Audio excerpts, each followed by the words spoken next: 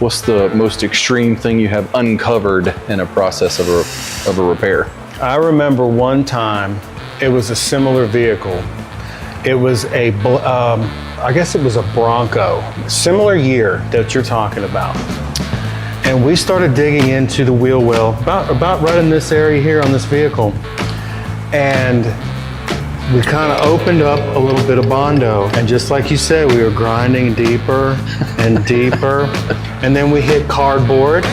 Cardboard? Yes. And then we hit Mountain Dew bottles shoved in behind that. Come on. Yeah, it was pretty intense. They had just shoved their lunch garbage inside this car and then just put Bondo right over top of it. Okay, that wins.